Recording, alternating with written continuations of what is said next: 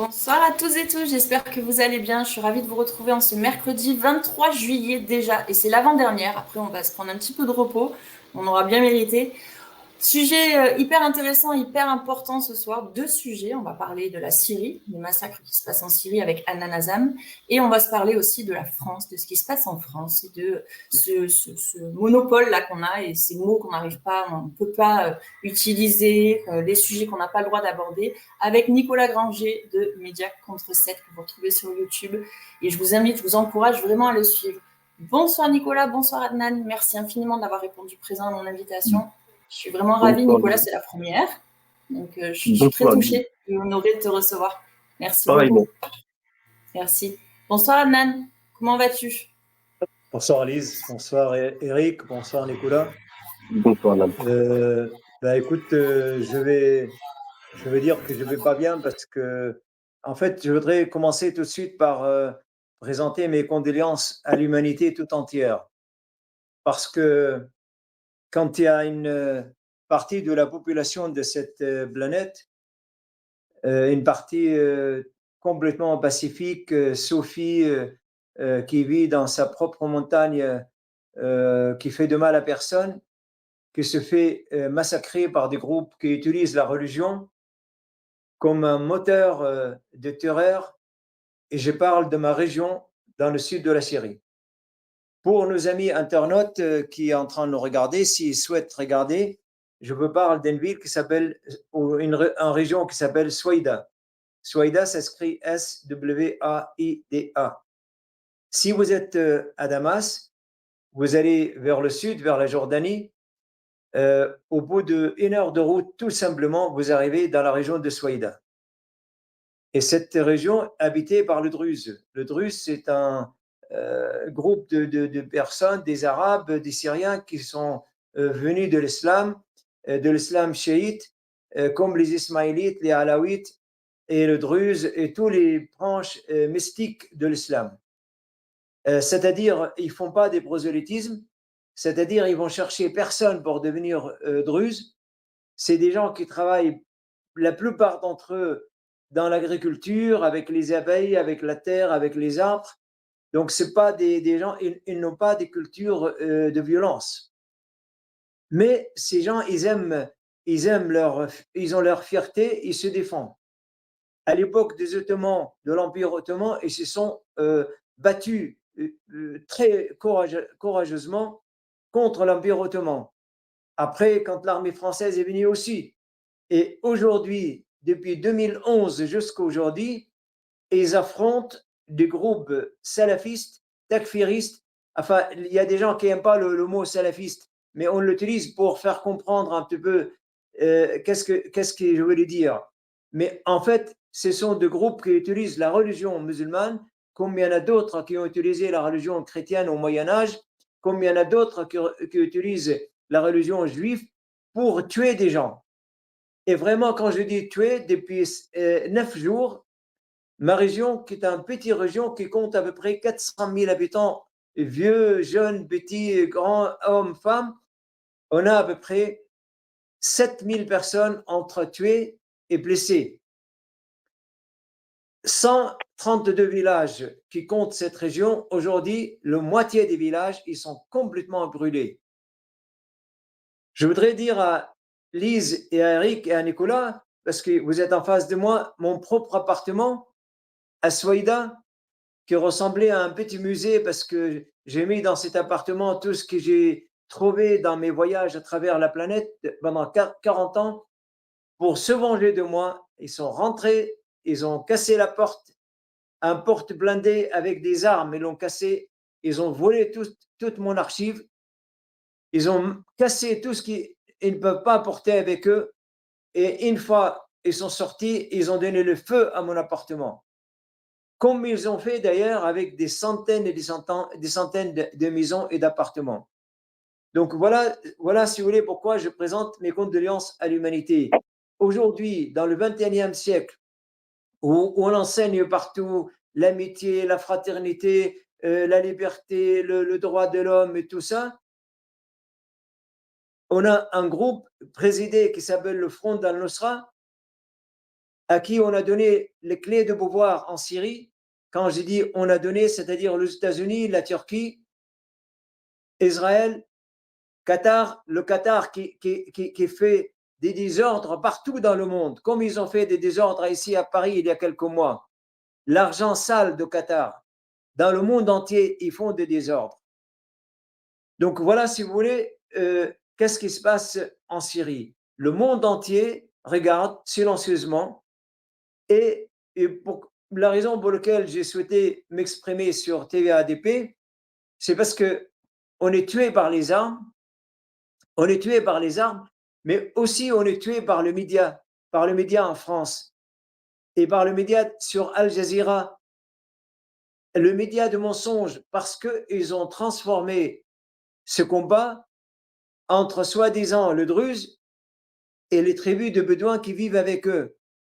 Les tribus de Bédouins, ils vivent avec le Druze depuis des centaines d'années, il n'y a jamais eu de bagarre.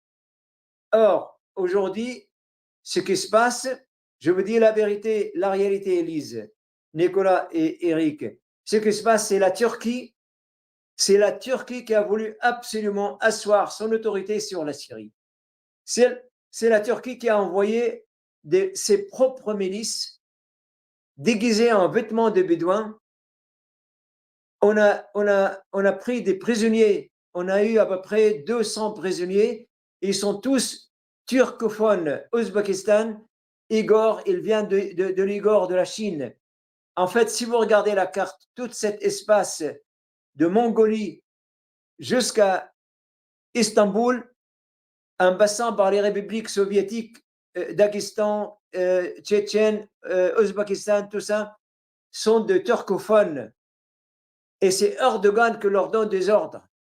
Et c'est Erdogan qui les a envoyés en Syrie. 7000 hommes. 7000 hommes, il a envoyé à Souaïda pour être à la frontière d'Israël. En fait, c'est une guerre entre Israël et la Turquie. Et le peuple druze, aujourd'hui, comme ça a été il y a 3 mois, le peuple alawite, comme ça a été il y a 2 mois, les chrétiens, comme ça a été les Kurdes, les minorités en Syrie payent le prix fort pour ce combat entre la Turquie et Israël. Mais c'est surtout la Turquie qui veut absolument asseoir son autorité sur la région. Du coup, on va parler de, comme dit Yves Couvreur qui est là, il dit que les Turcs auront trahi tout le monde finalement. Netanyahou se positionne en venant, soi-disant, défendre les Druzes aussi. Moi, ça me semble important quand même d'en parler. Nicolas, ça, oui, acquiesce. Ça, c'est un autre. Ça m'intéresse beaucoup cette question-là. Oui, quel est le rôle d'Israël? Oui, absolument, Nicolas, je vais vous dire exactement. Les pauvres Druzes, c'est eux qui se sont battus contre l'Empire ottoman pour libérer la Syrie. C'est eux qui ont libéré la Syrie de l'armée française à l'époque. C'est eux qui ont en train donné des martyrs pour le Golan occupé par Israël et pour la Palestine depuis 1948 jusqu'à aujourd'hui. Mais toujours, on s'en prend aux faibles. La communauté druze, c'est une communauté faible en Syrie. Il y a 2 milliards de musulmans qui entrent financer la guerre d'Israël contre les Palestiniens, 2 milliards de musulmans qui payent l'argent pour l'armée israélienne pour tuer des Palestiniens. Aujourd'hui, s'il y a un druze sur 400 000 dit Israël, ça y est, les druzes, ils sont des traîtres. C'est exactement très malsain. C'est de mensonges. C'est eux. Pourquoi Erdogan n'a pas fait marcher cette armée s'il était vraiment si puissant que ça? Pourquoi il n'a pas fait marcher cette armée vers Jérusalem? Parce qu'il passe son temps à raconter des mensonges. Il passe son temps à mentir aux musulmans en disant je suis le calife, le calife ottoman, je vais libérer Jérusalem. Aujourd'hui, il y a 2 milliards de musulmans qui mentent uniquement et ils mettent la faute sur soit les Alaouites, soit les Ismaélites, soit sur l'Iran, soit sur Hezbollah, soit sur le Druze. C'est ça ce qui se passe aujourd'hui réellement. Non, c'est pas Israël. Israël ne protège pas le Druze. Si Israël, je te pose une question, Nicolas, si Israël voulait vraiment protéger le Druze, pourquoi il a laissé cette armée de 7000 hommes rentrer chez le Druze pour tuer 7000 hommes et blesser chez le Druze? Il aurait dû, dès le départ, mettre un holà sur la Turquie pour ne pas faire rentrer. Quand j'ai envie de te protéger, j'attends pas que tu sois mort avec tes enfants et ta famille et après je viens protéger ton tombe ou ton corps mort. C'est des mensonges tout ça. C'est pour ça que j'ai écrit à Eric, et à Lise et à Claude Janvier, à tout le monde. J'ai envie de m'exprimer. Aujourd'hui, je passe mon temps à exprimer à travers le média parce que malheureusement, je suis la seule druze en France qui connaît un petit peu les gens ici et j'essaye vraiment de me défendre. Personne ne m'a chargé de faire ce travail, mais je n'arrive plus à dormir. Je le fais de tout cœur, je le fais avec énormément de sincérité pour dire aux Français, vous avez donné des leçons au monde entier de démocratie, de liberté, de fraternité et d'égalité. C'est maintenant le moment ou jamais de dire à votre média, il faut qu'on dise la vérité de ce qui se passe là-bas. J'ai écrit une lettre, je l'ai déposée à main propre à M. Emmanuel Macron il y a 3 jours à l'Élysée et j'ai demandé un rendez-vous avec un de ses collaborateurs. J'espère qu'il va me recevoir, j'espère qu'il va m'entendre parce que honnêtement, si la France perd totalement sa crédibilité dans le monde, qu'est-ce qu'il nous reste? Normalement, on dit en France, on n'a pas de pétrole, on n'a pas de pétrole. On a des idées. Ouais. On a des idées. Alors c'est maintenant, c'est le moment ou jamais de montrer les idées de la France. Giuliani, il a menti à M. Macron. Giuliani, il était reçu à l'Élysée, mais il a menti à M. Macron. Giuliani, il a menti à Donald Trump. Giuliani, il a menti au monde entier. C'est un terroriste. Ah oui, Adnan, on le sait, c'est documenté ça quand même, pardon. Et tout est documenté. Et oui, on le sait quand même. On est en train de travailler avec une équipe de juges et des avocats et des photographes. On est en train de documenter le 7000 assassinats ou blessures aux maisons détruites. Et tout sera traduit devant les tribunaux en Europe.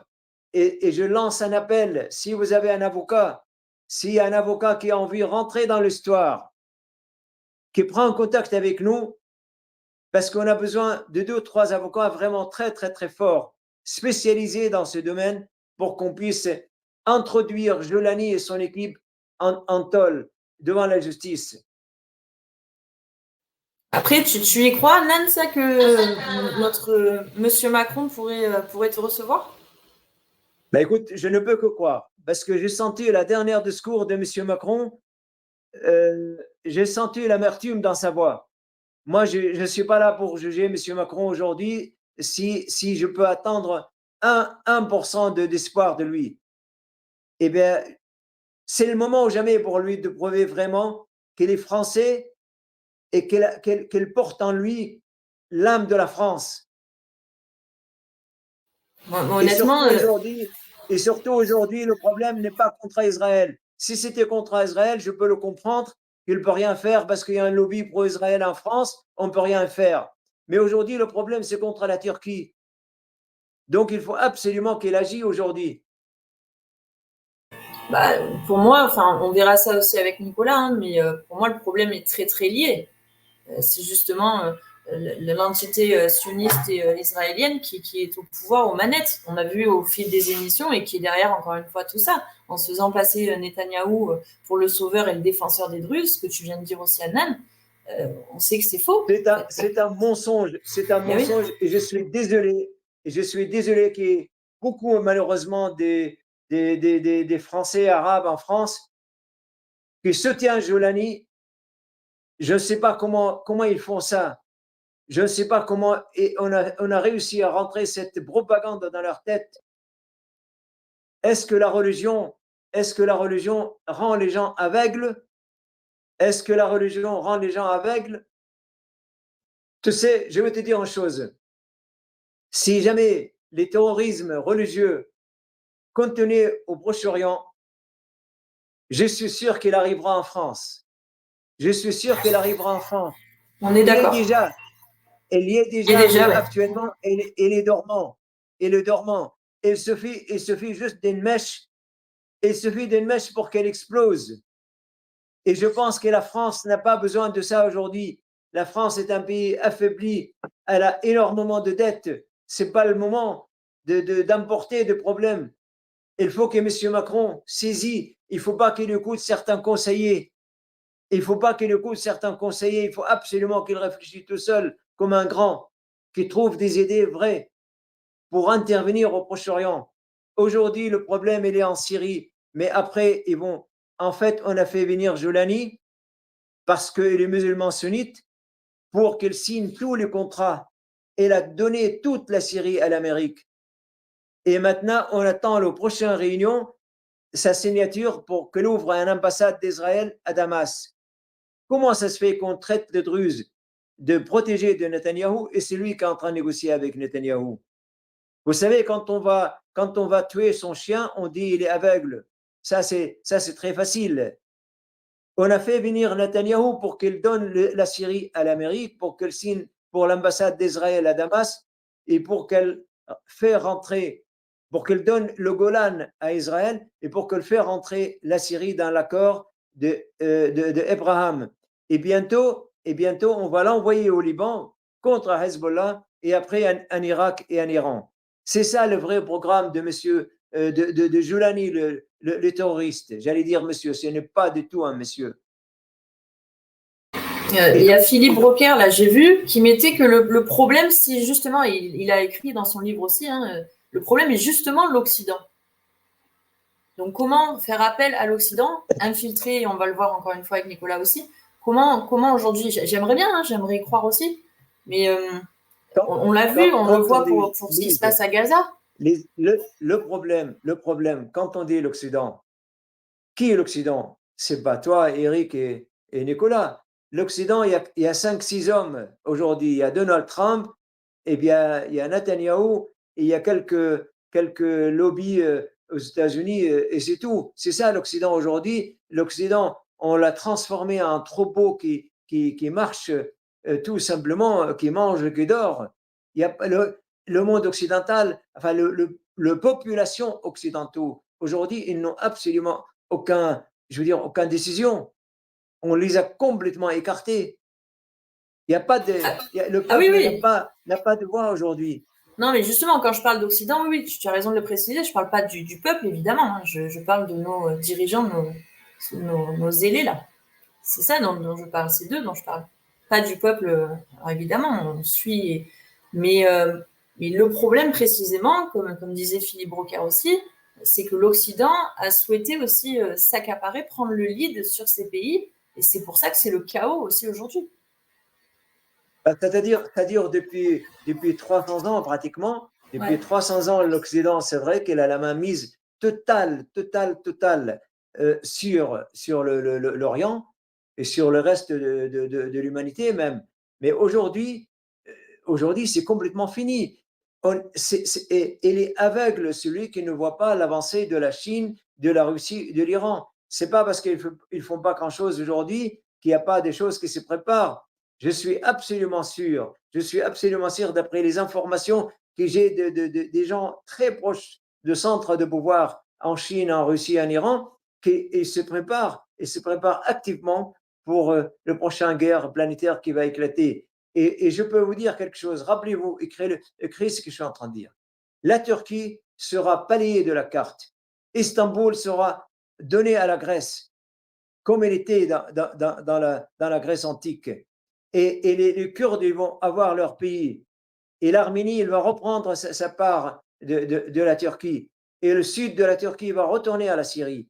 Mais bon, en attendant cet accouchement, on est en train de souffrir. Et c'est là où la France elle peut être à côté de bon côté de l'histoire et pas de mauvais côté de l'histoire. Merci Adnan. Nicolas, est-ce que tu avais envie de réagir à ce mot ou quelque chose Oui, à dire? oui, oui, oui, oui, tout à Je le fait. sentais. J'ai envie de réagir. Si tu veux, moi, je ne sais pas. Il me répondra, mais je ne sais pas ce qui fait dire à Adnan que c'est la Turquie qui a, comment dire, fomenté les attaques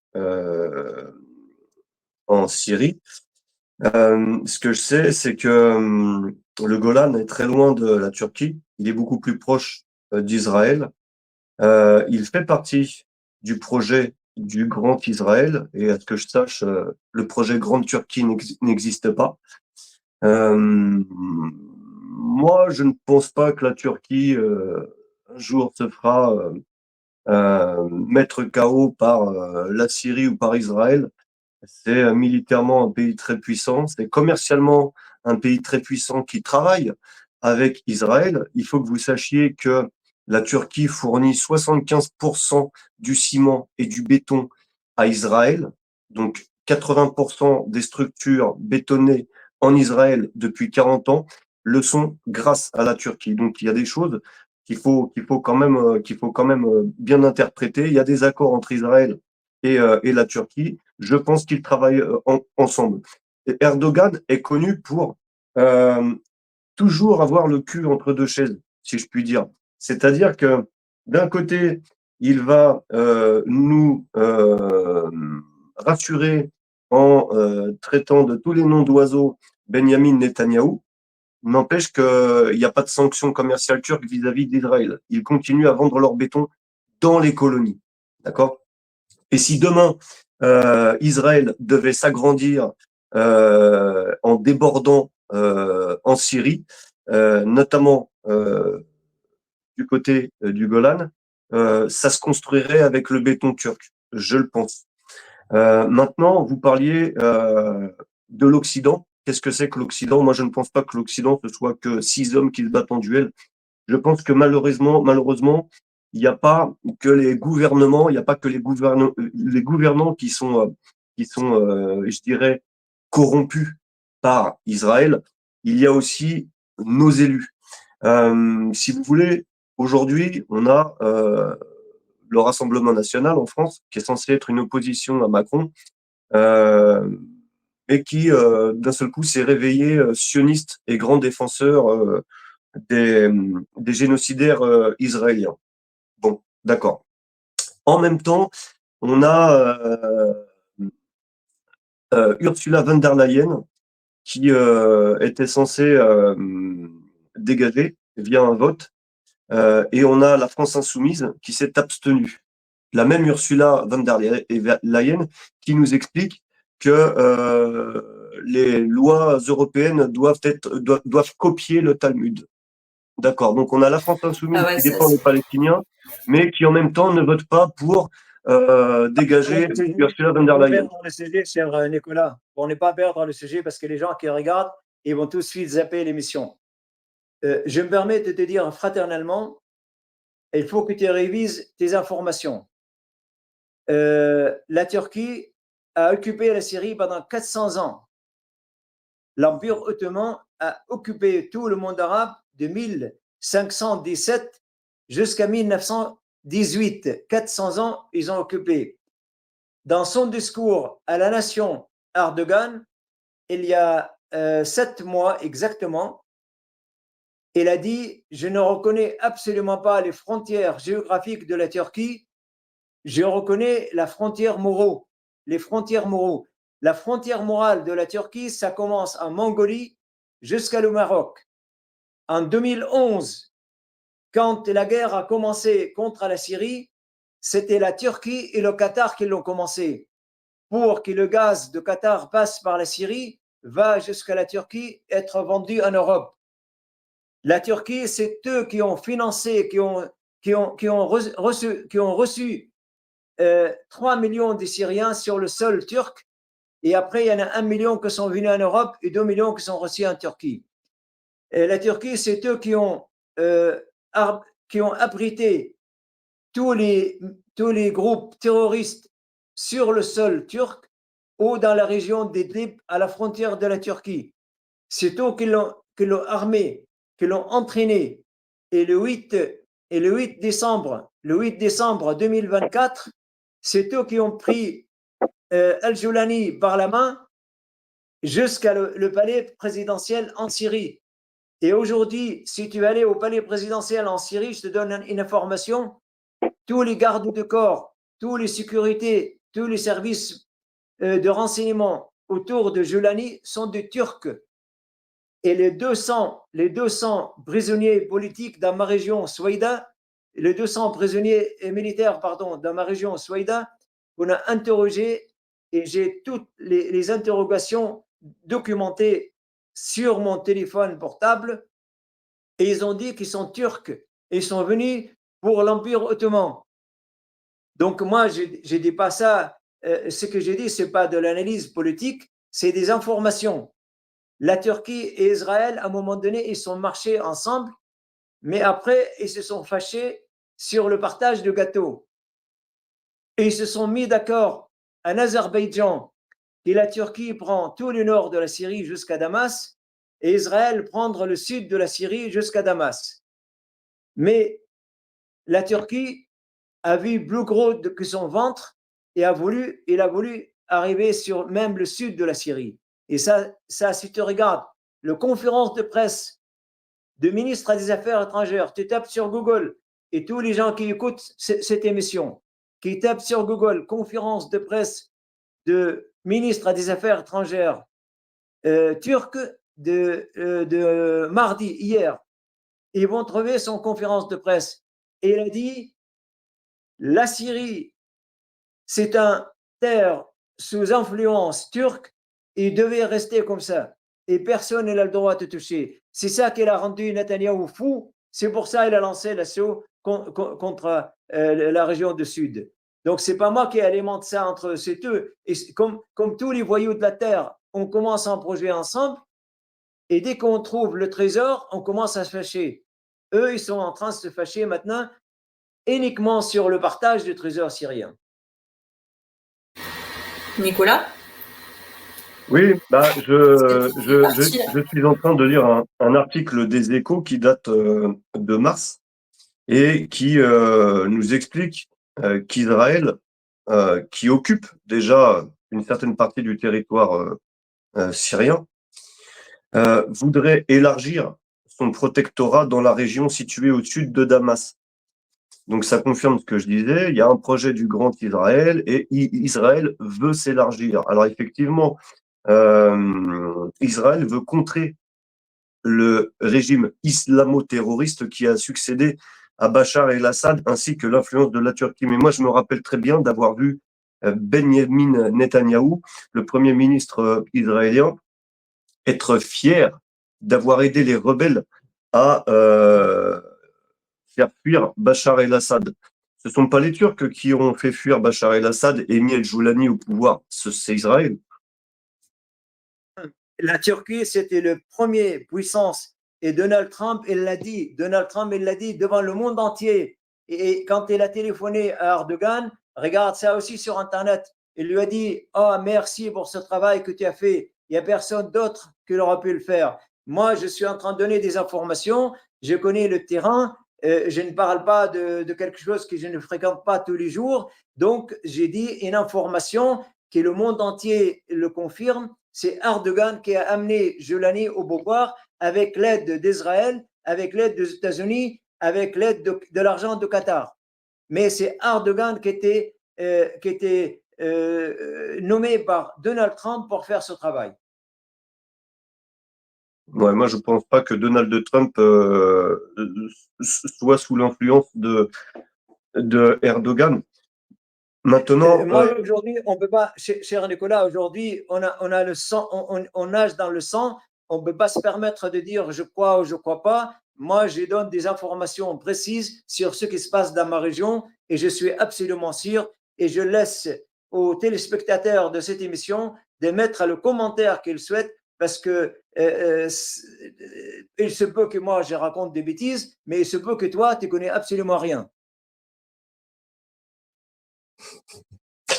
alors, moi, si tu veux, j'ai entendu dire à de nombreuses reprises qu'Israël était capable, et les États-Unis, étaient capables de financer, de créer des groupes terroristes islamistes. D'accord? De les armer, de les financer. J'aimerais bien savoir qui a donné les armes aux milices qui font tant de mal dans la région du Golan. Qui les commande et qui leur donne les armes et qui s'occupe de la logistique. Maintenant, Israël est connu pour ça.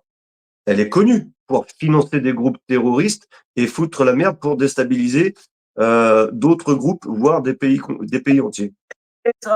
Israël les a armés. La Turquie les a armés. Israël les a même soignés quand ils étaient malades dans ses hôpitaux. Je suis absolument ce dossier seconde par seconde. Israël, la Turquie, Qatar, les États-Unis, la Grande-Bretagne.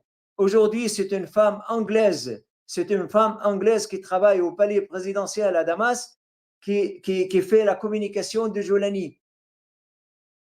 Ça c'est des choses que je connais par cœur parce que je connais des gens sur place qui m'informent. Je ne suis pas en train de dire qu'Israël n'a pas de sa main dans cette affaire. Israël, la Turquie, l'argent de Qatar, les États-Unis et la Grande-Bretagne. C'est eux qui sont en train de faire de massacres sur le peuple syrien. Ça, absolument sûr et certain. Mais il ne faut pas écarter le rôle principal de la Turquie. Alors justement, tu nous dis que la conseillère en communication d'El Joulani est britannique, mais que ses gardes du corps sont turcs. Il me semble que la Grande-Bretagne est plus proche d'Israël que de la Turquie. Et ils sont tous ensemble. C'est un groupe de travail. C'est un groupe de travail parce que la Turquie, il est très impliquée dans les affaires syriennes.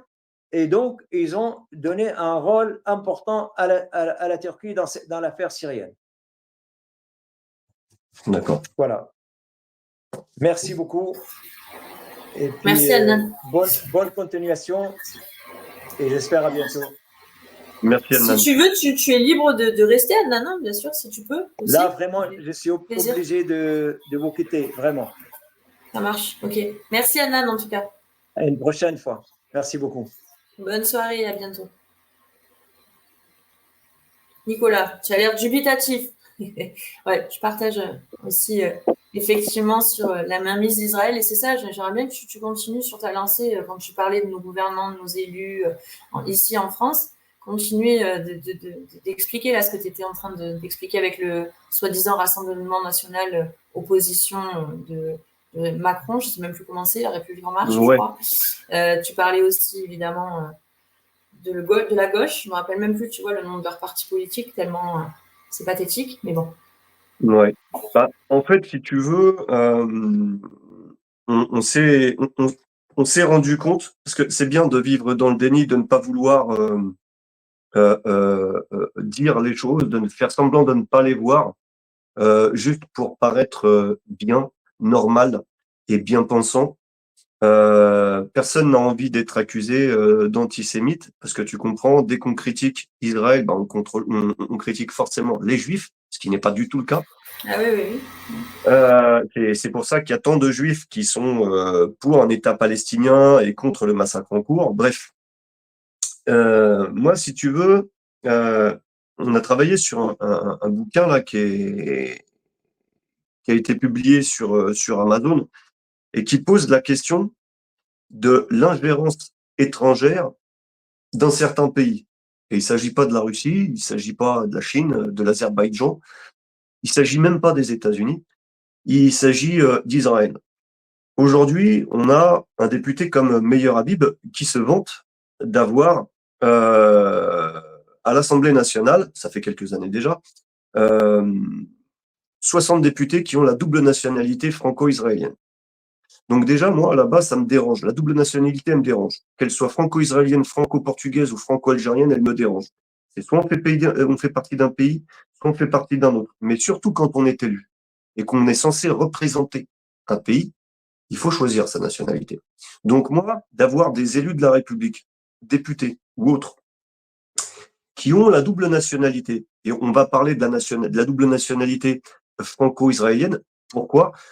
Tout simplement parce que je connais pas beaucoup de députés qui sont franco-portugais ou franco-israéliens, d'accord? Ou franco-algériens, pardon. Par contre, il y a 60 députés, il y a quelques années, il y avait 60 députés franco-israéliens. C'est pas moi qui le dis, c'est Meir Habib. Faudra vérifier. Bref. Moi, ce qui me dérange, c'est que ces députés qui sont élus pour les Français, par les Français et pour les Français, finalement, est-ce qu'il n'y a pas un conflit d'intérêts? Est-ce qu'il n'y a pas un conflit d'intérêts entre leur rôle en France, à l'Assemblée nationale par exemple, et euh, leurs intérêts pour l'autre pays dont ils ont la nationalité? Et on se rend compte, si tu veux, que en dehors de l'Assemblée nationale, il y a des institutions qui sont vitales pour la République française, qui sont infiltrées par Israël. D'accord? On a des hauts fonctionnaires, on a des députés, des élus en tout genre, on a dernièrement l'Arcom, hein, on a le CRIF qui est devenu le 7e signaleur de confiance de l'Arcom. Inutile de vous dire que dès qu'il y aura un propos antisémite, il va le relever. Par contre, quand il y aura un propos, je dirais, valorisant Israël et blâmant la Palestine ou l'Algérie, il n'y aura pas de signalement de la part du CRIF. Non, eux, leur boulot, c'est surtout de relever les commentaires antisémites ou anti-Israël, d'ailleurs, si cette loi passe. Donc, on a même, si tu veux, dernièrement, là, je suis tombé dessus par hasard, on a les médias qui sont infiltrés par Israël. Ça, faut le dire. Et je pèse mes mots, d'accord? Je ne parle pas d'une communauté religieuse. Je parle d'une communauté idéologique. D'accord? C'est-à-dire, c'est une partie de cette communauté religieuse. D'accord? Ce sont les sionistes qui ont infiltré les médias depuis bien longtemps. Dernièrement, on a Caroline Yadan, donc députée de la 7e circonscription des Français de l'étranger, notamment Israël et l'Italie, qui s'est vantée. Elle s'est vantée, elle l'a dit, donc complètement décomplexée. J'ai été interviewé sur un plateau, j'ai vu un bandeau en bas de l'écran de la chaîne où j'étais interviewé. Des otages palestiniens ont été libérés par Israël. J'ai fait un scandale, j'ai tweeté, j'ai écrit à France Télévisions. La numéro 2 de France Télévisions m'a téléphoné, elle m'a demandé pardon et patati et patata. Et elle dit, heureusement que nous avons, elle le dit, c'est la phrase qu'elle a employée. Heureusement que nous avons, c'est qui nous? Heureusement que nous avons des gens parmi les intellectuels, les journalistes, les avocats, les élus, qui nous défendent et patati et patata. Donc, quand elle dit nous, déjà, ça veut dire, elle parle pas au nom des Français. D'accord? Je sais pas de quelle parle, mais j'aimerais bien le savoir. Ensuite, ça montre que nous, que eux, ils ont une influence dans les médias. En gros, elle dit qu'ils ont une influence dans les médias, et pas des moindres. Quand elle réussit à faire s'excuser la numéro 2 de France Télévisions, c'est qu'elle a de l'influence. Voilà. Il y a une influence étrangère, ou au moins idéologique, sur les plateaux télé et à la télévision française, et dans la presse et à la radio. Ça, c'est ce qu'on appelle de l'entrisme. Donc, moi, je veux bien qu'on accuse les frères musulmans de faire de l'entrisme, de fomenter je ne sais pas quoi. Ok, d'accord. Moi, ce que je vois, c'est qu'il y a 60 députés franco-israéliens à l'Assemblée nationale. Moi, ce que je vois, c'est qu'on a une députée, Caroline Yadan, qui a assez d'influence pour que la numéro 2 de France Télévisions s'excuse pour avoir utilisé un code de langage qui n'était pas le bon.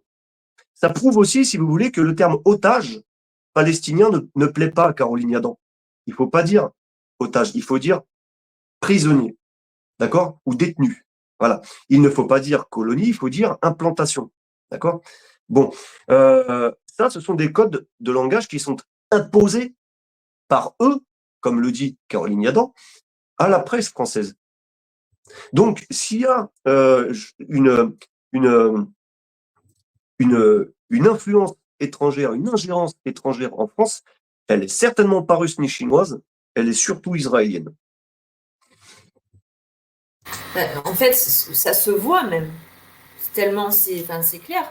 Non seulement, même sur les réseaux sociaux, mais comme tu dis, dans les médias mainstream, on ne peut pas aborder la question juive, on ne peut pas se positionner, ne serait-ce que de dire ce qui se passe à Gaza est un massacre, c'est une épuration ethnique, c'est un génocide. Ces mots-là, tu n'as pas le droit de les employer. Pourtant, c'est factuel. Tu vois, quand Netanyahou, il y a quand même la CPI qui l'a condamné pour crime contre l'humanité, enfin, qui est soi-disant. Hein. Et en fait, on le sait, on le voit encore une fois, c'est factuel. Donc, comme dirait Salim Laibi, c'est pornographique tellement ça se voit, quoi.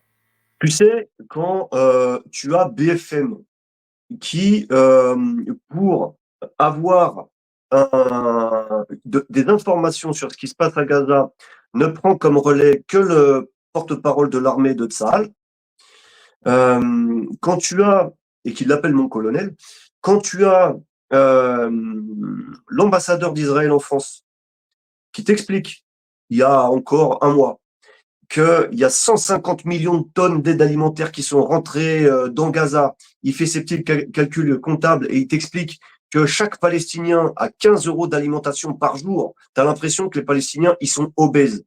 En même temps, tu as l'AFP aujourd'hui, et c'est pas n'importe qui, tu as l'AFP aujourd'hui qui te dit nos journalistes meurent de faim. Voilà. Et là, on a des images qui commencent à venir sur les réseaux sociaux. Mais c'est pas nouveau. C'est pas nouveau. Je veux dire, la famine, elle n'a pas débuté il y a une semaine. Là, c'est parce que ça touche quelques reporters en Palestine de l'AFP. Mais la famine, elle n'a pas commencé hier. La famine, elle a débuté il y a plus d'un an. Vraiment. Je veux dire, à l'heure des réseaux sociaux, il y a un moment où ils ne peuvent pas ne pas savoir. D'accord? Comment ça se fait? Comment ça se fait? Faut m'expliquer. Comment ça se fait que dans le monde entier, dans les pays et les villes du monde entier, il y a des milliers de manifestations depuis 18 mois, 20 mois, 21 mois, avec des drapeaux palestiniens, pas des drapeaux israéliens. D'accord? Ça veut dire que le monde entier, les populations du monde entier soutiennent les Palestiniens, dénoncent un massacre en cours. Que font nos dirigeants? Est-ce qu'on est encore en démocratie? Quand le peuple descend dans la rue et dénonce depuis des mois, tous les week-ends, avec des drapeaux palestiniens, ce qui se passe à Gaza, et que nos gouvernants continuent à soutenir, parce que c'est bien beau te condamner, mais continuent à soutenir militairement, diplomatiquement, les gouvernants d'Israël, on n'est plus en démocratie. Et je ne parle pas que de la France. L'Occident n'est plus une démocratie. Ouais, ça fait longtemps. Et c'est pour ça que, même à Nan, quand tu parlais d'écrire à Macron, on a bien vu le positionnement, effectivement. Et c'est juste. Moi, ça me scandalise, ça me met dans des états, parce qu'en plus, c'est au nom du peuple français. Et on voit bien, on a vu aussi tous ces lobbies, tous ceux qui soutiennent Israël, toutes ces entités.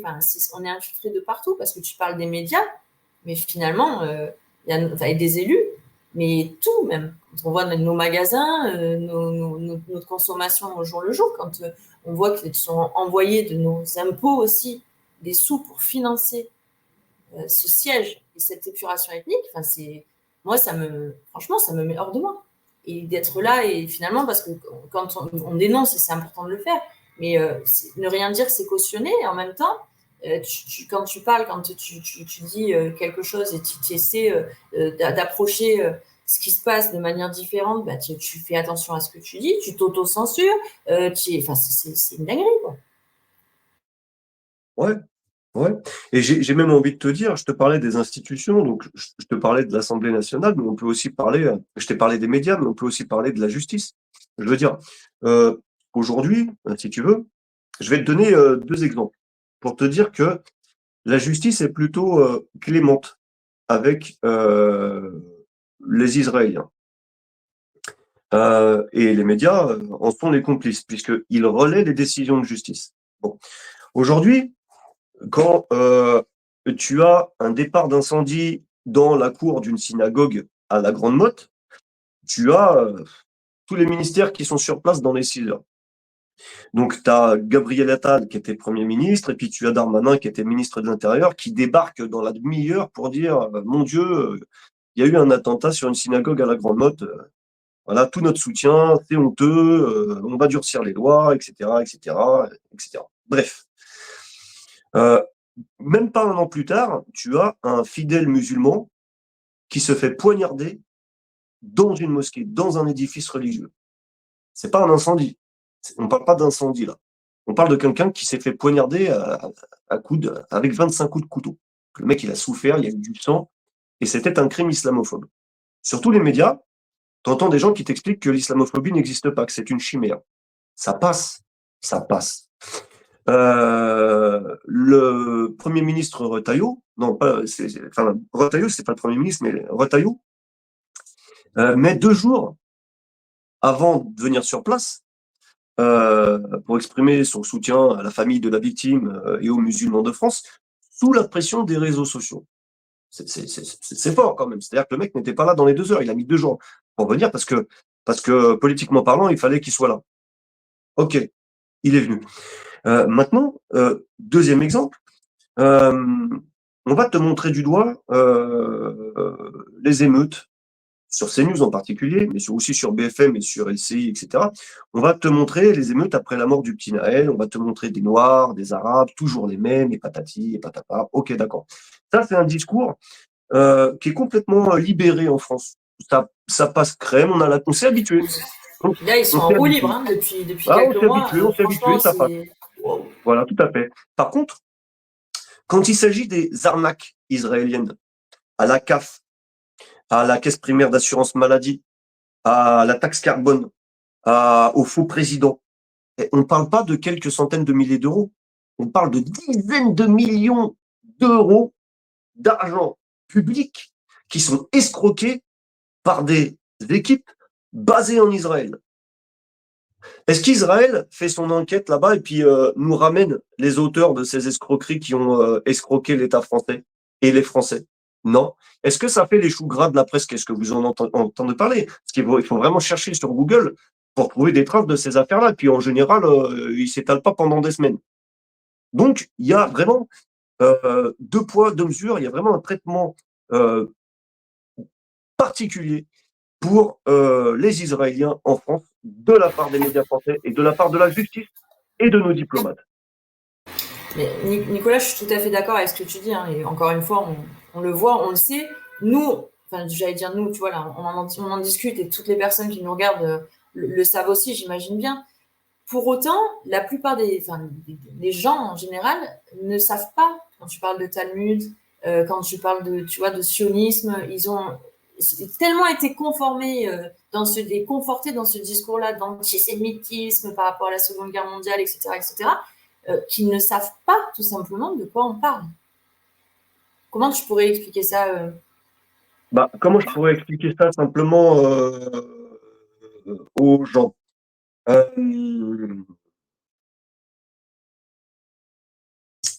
Comment te dire? Israël a infiltré de nombreux gouvernements, quasiment la totalité des gouvernements occidentaux depuis les années, depuis, on va dire, le début du XXe siècle. D'accord? Le projet, c'est d'avoir un État israélien, et ça, je ne conteste pas, que ce soit clair. Je reconnais l'État d'Israël, vous pouvez noter. Il a été signé en 1948, il s'est développé, les gens se sont installés, il n'y a pas de souci. Il a ses frontières, il a son armée, il a sa capitale, il a sa culture, il n'y a pas de souci. Maintenant, il y a un autre projet qui est le Grand Israël. Parce que Israël,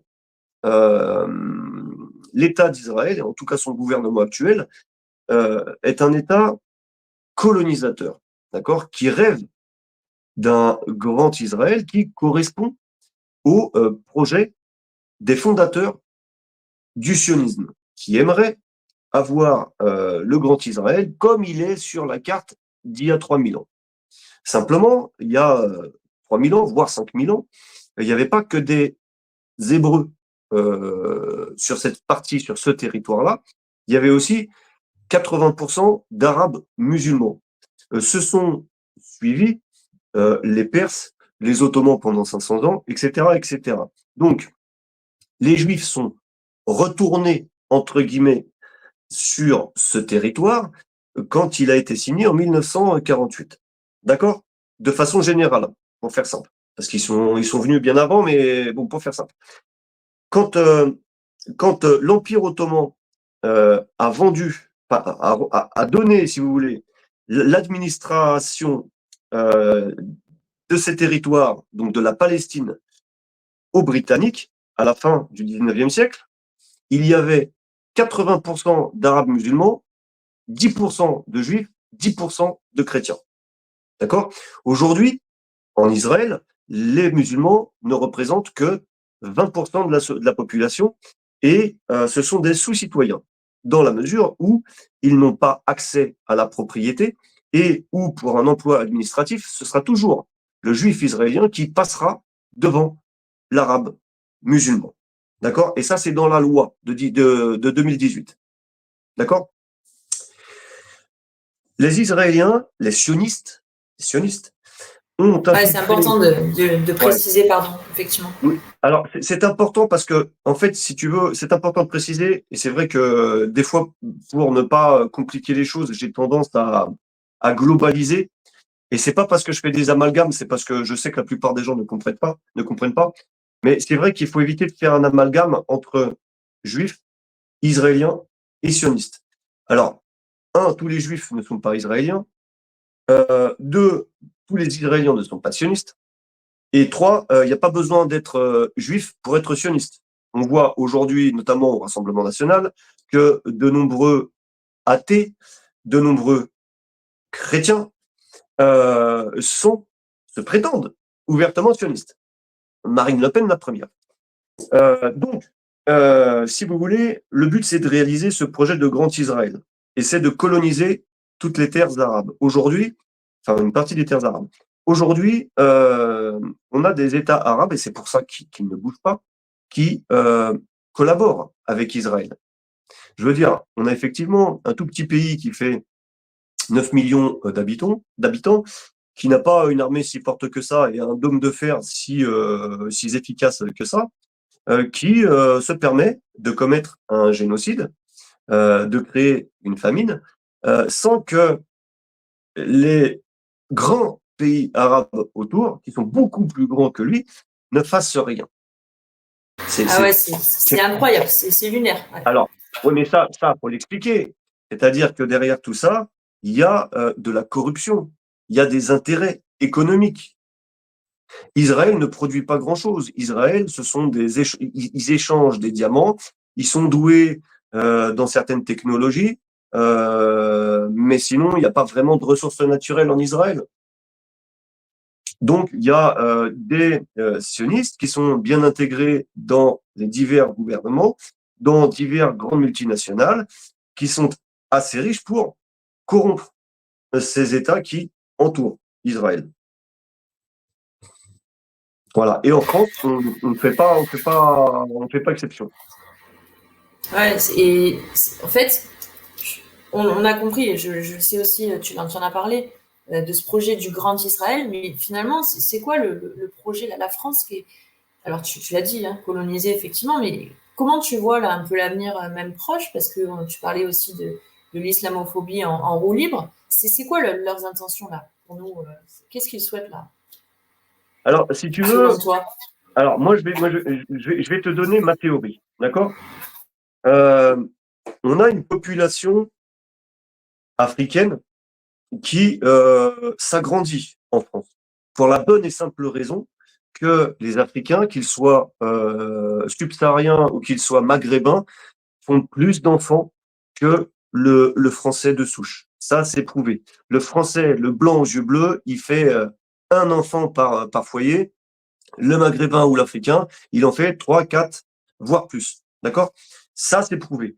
Et c'est pour ça qu'en l'espace de 40 ans, on en est arrivé à près de 7 millions de musulmans. On ne compte pas les Africains, parce qu'il y a aussi des Africains qui sont chrétiens.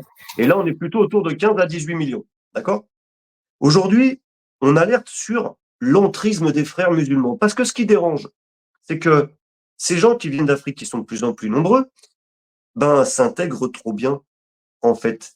Ils font des études, ils ont des diplômes, ils commencent à gravir les échelons dans notre société. Ils commencent à vouloir faire de la politique. Ils sont médecins, ils sont avocats. Et bientôt, peut-être qu'ils seront élus. Et alors là, on a une petite communauté qui fait 500 000 personnes en France et 300 000 à Paris, la communauté juive, que ça dérange. En tout cas, ça dérange les sionistes. Attention, ça ne dérange pas tous les juifs. Mais en tout cas, ça dérange les sionistes. Pourquoi? Parce qu'ils ont peur, eux, d'être remplacés. Demain, ces 60 députés qui ont la double nationalité franco-israélienne, peut-être qu'ils seront remplacés par des députés qui auront la double nationalité algérienne. Et ça, faut pas que ça se passe. Donc aujourd'hui, on te montre du doigt une communauté en te disant c'est eux qui foutent le bordel, et les gentils, les méchants et les victimes, ce sont les autres. Tu vois? Ouais, je vois très bien, ouais, toujours trouver le bouc émissaire, mais il y a aussi une attaque contre la chrétienté. En fait, l'idée, c'est vraiment enfin, en tout cas pour les sionistes, d'effacer toute autre religion que celle, parce que j'appelle ça une religion aussi, le Talmud, le talmudisme. Qu'est-ce que tu en penses? C'est ma grille, hein, mais... Alors, en fait, là, je vais rentrer dans un truc qui est beaucoup plus complexe et beaucoup plus profond et beaucoup plus lointain. Les francs-maçons existent depuis des siècles. D'accord? Mais ils ont été infiltrés, grand remplacés par les sionistes. Aujourd'hui, les sionistes ont pris le contrôle de la franc-maçonnerie, de toutes les francs-maçonneries.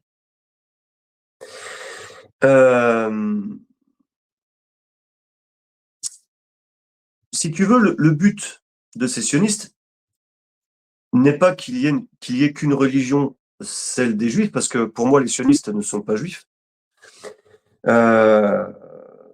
C'est qu'il n'y ait plus de religion. C'est de détruire l'islam, qui est quand même une très grande religion. Il y a 2,5 millions de musulmans dans le monde.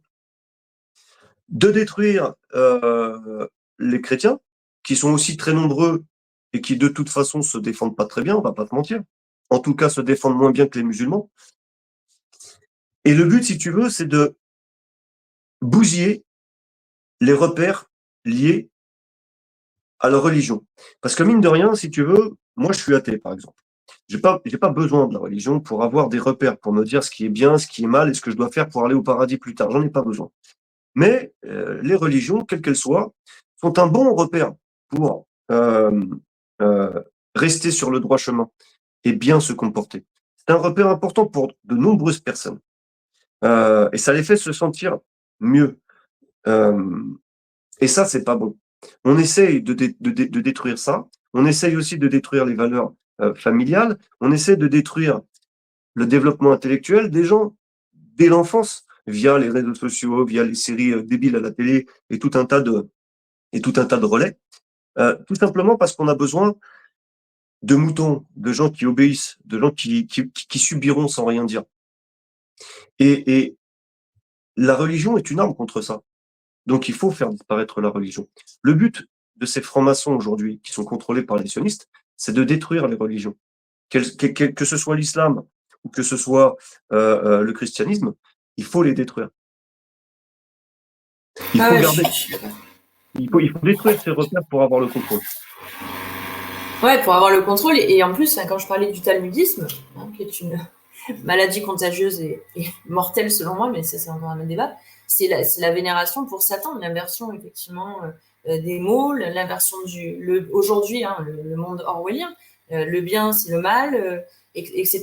Tout ce à quoi on assiste, c'est ça aussi, il y a cette vénération tu vois, de la mort, enfin c'est pas un projet qui est super porteur et qui est super joyeux quand même.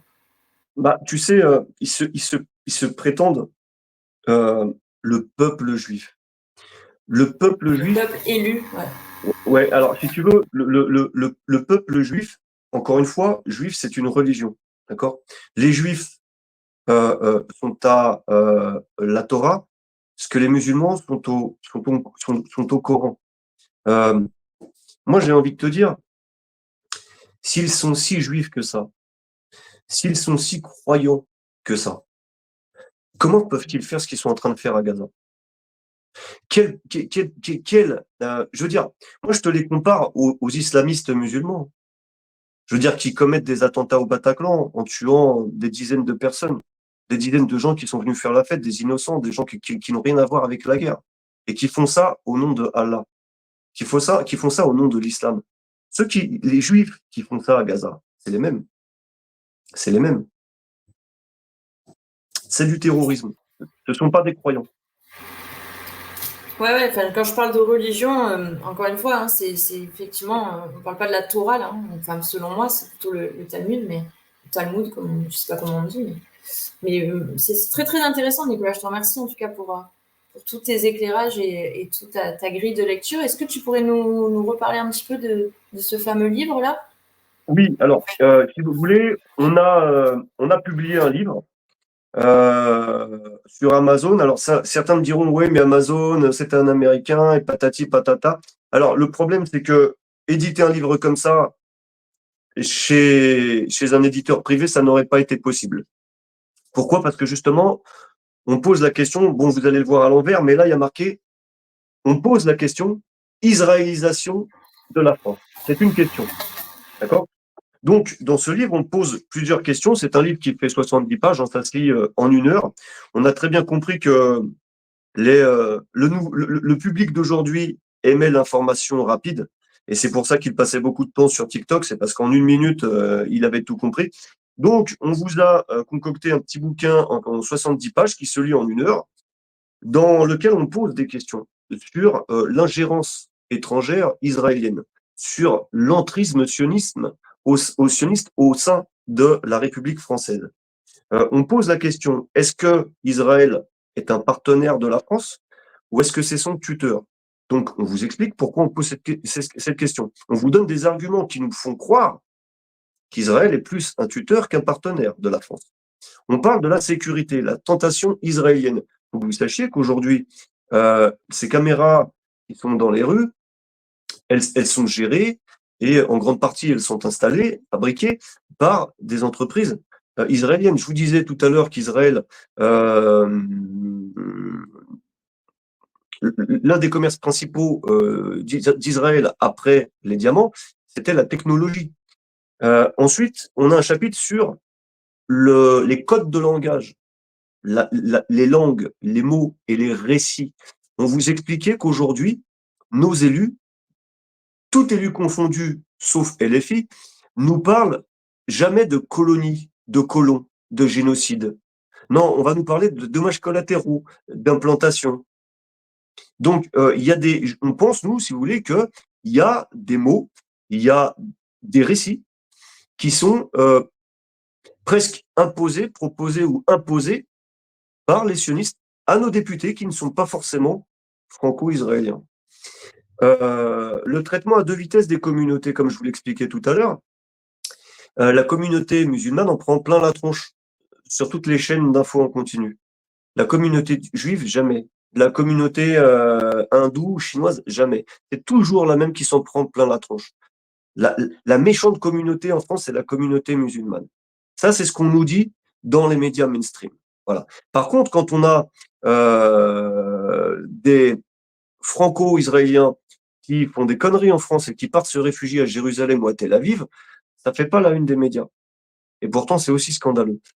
Ensuite, on parle de culture. Dans un chapitre, on parle de culture et des médias. Donc, les médias qui sont infiltrés par les sionistes, on voit très bien, bon, je veux dire, vous avez très bien vu que depuis 20 mois maintenant, BFM commence à se réveiller, et on sait pourquoi, mais depuis 20 mois, quand on traite de ce qui se passe à Gaza, on vous montre pas tout ce qui s'y passe. Je veux dire, ça ne choque pas les journalistes français qui défendent la liberté d'expression, le droit d'informer, les droits de l'homme, etc. Ça ne les dérange pas de ne pas pouvoir accéder à Gaza. Je veux dire, on n'a aucun reporter sur place. On n'a aucune image sur les médias mainstream. Il faut aller sur les réseaux sociaux. Et c'est pour ça que les réseaux sociaux dérangent. Donc, on se pose la question du traitement médiatique de ce qui se passe à Gaza. On a un chapitre sur la mémoire hiérarchisée. Alors, on explique que apprendre la Shoah à nos enfants à partir de la 6e, apprendre le génocide à nos enfants, à nos collégiens, la souffrance collective, les massacres de masse, c'est important. Mais il y en a eu d'autres. Pourquoi on ne parle que de la Shoah? Pourquoi on ne parle pas de la traite négrière qui a fait plus de 20 millions de morts? Pourquoi on ne parle pas du génocide amérindien qui a fait 100 millions de morts? Je veux dire, s'il faut comparer les chiffres, il y a des populations qui ont souffert de pertes bien plus importantes. Pourtant, on a décidé, Nathan a décidé qu'on ne parlerait que de la Shoah. L'antisionisme interdit. On est en train d'essayer de nous dire que si vous critiquez le sionisme, vous êtes antisémite. Et on pose la question, mais alors, les juifs qui sont antisionistes, ils sont pas antisémites? C'est un peu compliqué quand même. Ensuite, on nous parle de l'influence, enfin, dans le chapitre 8, on parle de l'influence israélienne en France. L'argent, les réseaux et l'image. Là, on parle d'entrisme. Encore une fois, je reviens sur ce que je disais tout à l'heure. Le dernier exemple que je puisse vous citer, c'est celui que j'ai vu tout à l'heure, où on a Caroline Yadan qui nous explique que parce qu'elle a vu un mot qui lui plaisait pas dans le bandeau d'un journal télévisé, elle a fait s'excuser la numéro 2 de France Télévisions. Bah oui, parce qu'ils ont osé mettre otages palestiniens plutôt que de prisonniers palestiniens. C'est un mot, c'est un récit qui n'a pas plu à Caroline Yadan. Donc, la numéro 2 de France Télévisions s'est excusée.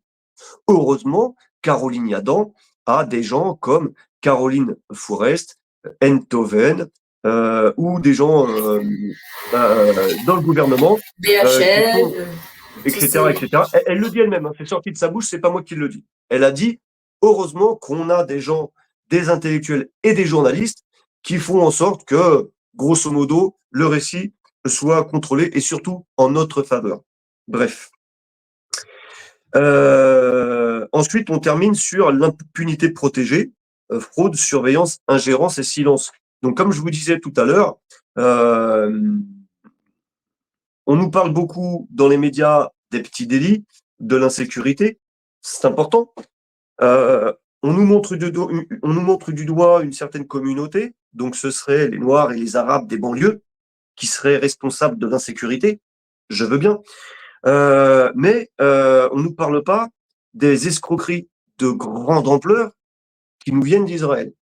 Donc, on a la caisse primaire d'assurance maladie, on a la caisse d'allocation familiale, voilà la CAF, la caisse d'allocation familiale. On a tout un tas d'institutions françaises, d'organismes d'État comme ça français, qui sont escroqués à hauteur de plusieurs dizaines de millions d'euros par des Israéliens qui sont basés en Israël, mais ça fait pas les choux gras de la presse. Et on parle de plusieurs dizaines de millions d'euros. Ça devrait intéresser nos journalistes. Pourquoi ils s'y intéressent pas? Pourquoi ils préfèrent s'intéresser aux incendies ou aux voitures volées? Pourquoi? Ou aux coups de couteau. Pourquoi ils s'intéressent pas aux escroqueries de grande ampleur qui viennent d'Israël? Donc, ils font le choix du silence. Ils font le choix de ne pas en parler. Pourquoi? On leur a donné l'ordre de ne pas en parler? Ils font ce qu'on leur dit? Ouais, ils vont même plus loin, c'est même au-delà du silence, c'est vraiment une prise de position claire et nette pour les sionistes, affirmée. C'est comme je disais tout à l'heure, hein, c'est clair et net, c'est pas que le silence, ça va très très loin, ils vont très très loin. Hein. Bien sûr. C'est vraiment affiché et assumé. Hein. Bien sûr. Donc, pour faire la petite promo du livre, il coûte 14 € sur Amazon. Israélisation de la France. On pose la question. Israélisation de la France. On nous a parlé d'islamisation. Moi, je parle d'israélisation. Voilà. Il y a une ingérence étrangère en France. Est-ce qu'elle ne vient pas principalement d'Israël, plutôt que de la Chine et de la Russie? Voilà. Merci infiniment, Nicolas. Merci beaucoup. Merci à toi de m'avoir accueilli. Et avec plaisir. Tu reviens quand tu veux, avec plaisir, évidemment. Merci à toi. Encore une fois. Et retrouvez Nicolas aussi hein, sur Contre 7 médias, vous pouvez le retrouver sur YouTube. Et puis, procurez-vous ce livre sur Amazon, oui, effectivement. Mais c'est comme ça. Il y a beaucoup de commentaires. C'est passé, je regardais quand je pouvais, mais franchement, il y a eu beaucoup, beaucoup de commentaires. Et voilà, plein de personnes te saluent. En tout cas, c'était hyper intéressant que tu sois là et que tu nous apportes tes éclairages et ta grille de lecture. Merci, merci. Alors, n'hésitez pas, je précise, à vous abonner à Contre7. C'est un média indépendant. C'est pas une chaîne YouTube, c'est un média indépendant, une entreprise à part entière que vous trouverez sur Google, Contre7. Et on a aussi une association, l'association francophone des créateurs de contenu d'information pour défendre le droit d'informer sur les réseaux sociaux parce que c'est très menacé aujourd'hui. Dans quelques mois, dans quelques années, on risque d'être censuré bien plus qu'on l'est déjà aujourd'hui. Et il faut défendre ce droit citoyen d'informer. Donc, on a créé une association qui s'appelle AF2CI. L'adhésion est gratuite. Vous recevez tous les week-ends, tous les dimanches, une newsletter qui vous informe sur les dérives de la censure et de la propagande en France et dans le monde entier. Voilà, c'est gratuit, ça coûte rien, ça vous prend 60 euros. Je confirme, je suis abonné. Super, je te remercie, Lise. Merci à toi, merci Nicolas, merci encore. Merci à toutes et tous d'avoir été là. Je tâcherai de lire un peu vos commentaires si je peux, mais il y en a eu beaucoup. Je vous souhaite une belle fin de soirée. Prenez soin de vous, prenez soin de vos proches et on se retrouve la semaine prochaine pour notre dernière émission et croyez-moi, vous ne serez pas déçus. Merci encore Nicolas, à très bientôt. À bientôt. Merci, bonne soirée. Ciao, ciao.